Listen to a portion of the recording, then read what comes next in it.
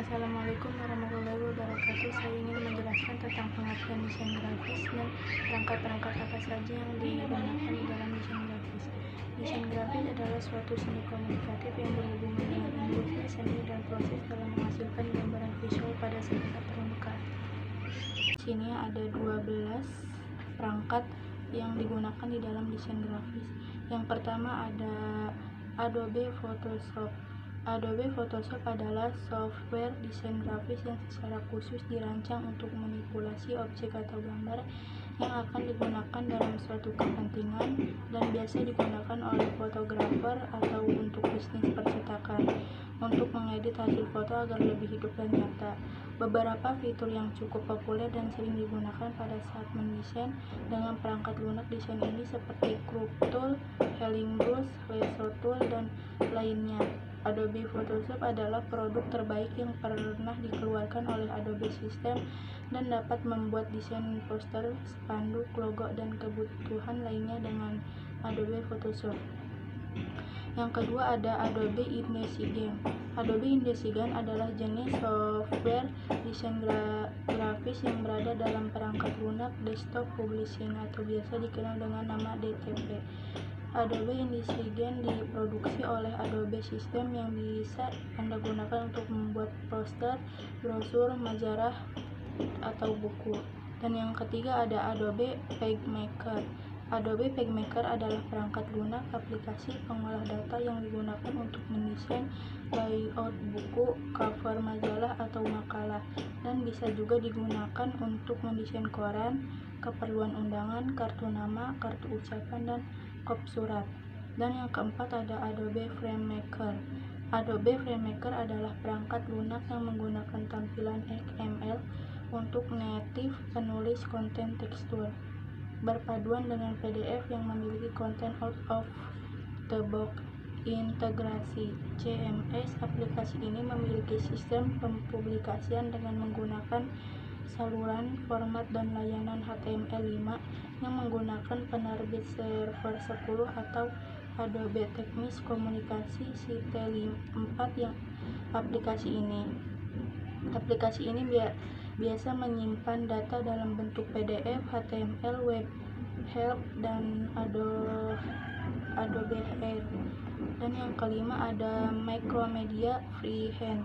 Macromedia Freehand adalah jenis aplikasi software desain grafis yang digunakan untuk melakukan editing gambar berkas vektor 2 dimensi dan bisa digunakan juga oleh para desainer untuk melakukan editing logo baik kelompok maupun perusahaan, dan bisa juga untuk melakukan editing pada brosur, kartu nama, dan lain-lain. Ini yang keenam ada Photosyn. Biasa digunakan untuk menggabungkan beberapa foto dalam satu frame. Dalam aplikasi ini berbagai macam bingkai juga ditawarkan agar Anda bisa memilih bingkai yang Anda suka. Dan yang ketujuh ada Photoscape, adalah desain grafis yang mendukung Anda melakukan editing 2 foto atau lebih. Photoscape memiliki fitur seperti viewer, efek gambar, dan efek gambarnya itu ada 3, yaitu sepia, black and white, dan juga disertakan ada emoji tambahan, tulisan, dan masih banyak fitur yang ada dalam aplikasi Photoscape. Dan yang kedelapan ada Picture Manager.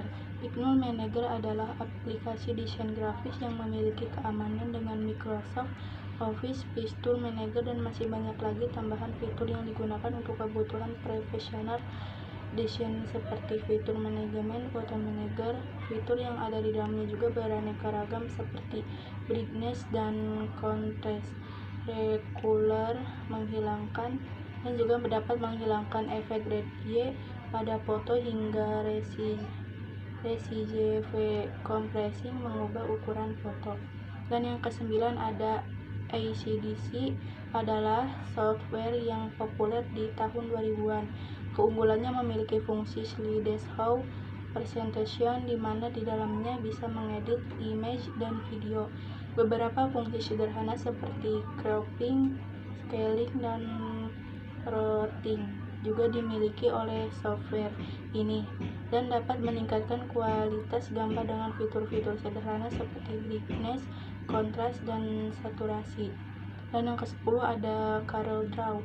Jarang orang yang memiliki kemampuan menggunakan software desain ini, akan tetapi software ini memiliki user interface yang mudah untuk desainer, terlebih untuk membuat semua jenis ilustrasi yang berbasis vektor seperti logo, banner, poster. Yang ke-11 ada Inkscape. Inkscape dikeluarkan untuk umum tahun 2003, software yang ditujukan untuk mengedit gambar, vektor, dan juga banyak fitur menarik pada saat mengedit warna.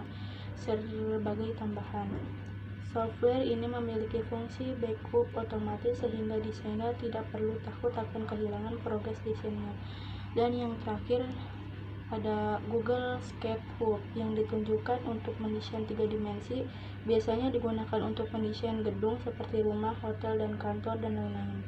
Kelebihan yang menonjolnya adalah desainer bisa menggunakan Google Earth untuk memposisikan desain gedung. Wassalamualaikum warahmatullahi wabarakatuh.